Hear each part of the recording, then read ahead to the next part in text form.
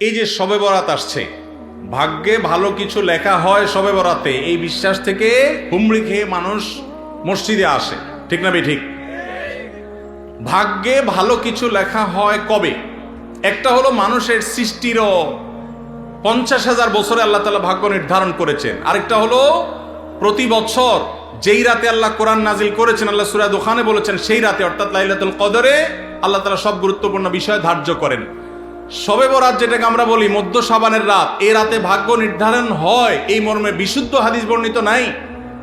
তারপরে আমরা জেনারেলি বলি ভাগ্যে যেন ভালো কিছু আল্লাহ লেখেন, আপনার নসিবে যেন ভালো কিছু আসে, আপনার রিজিকে যেন আল্লাহ বরকত দান করেন, এর জন্য বেশ কিছু আমল আমরা কোরআন হাদিসের আলোকে বলতে পারি, সাজেশন দিতে পারি। তবে তার আগে আমাদেরকে জানতে হবে যে ভাগ্য সুপ্রসন্ন হওয়া বা রিজিকে বরকত হওয়া বলতে কি বোঝায়। ভাই, রিজিকে বরকত হওয়া বলতে বোঝায় আপনি যা কামাই করবেন এর ভিতরে আল্লাহ তাআলা কল্যাণ দিবেন, যা কামাই করবেন এর ভিতরে বরকত হবে।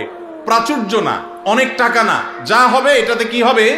বরকত হবে। আমরা কি বরকত চাই না সম্পদ বেশি চাই? বরকত চাই। বরকত যদি চান, এক নম্বর হলো ঈমান এবং তাকওয়া লাগবে। আল্লাহ বলেছেন ওয়ালাউ আন্না আহলাল কুরআ আমানু ওয়াত্তাকাউ লাফাতাহনা আলাইহিম বারাকাতিম মিনাস সামা। যদি কোনো জনপদের লোকেরা ঈমান আনে, আল্লাহর ভয় অন্তরে লালন করে, আল্লাহ বলেছেন আসমান থেকে বরকতের সব দুয়ার খুলে দেওয়া হবে।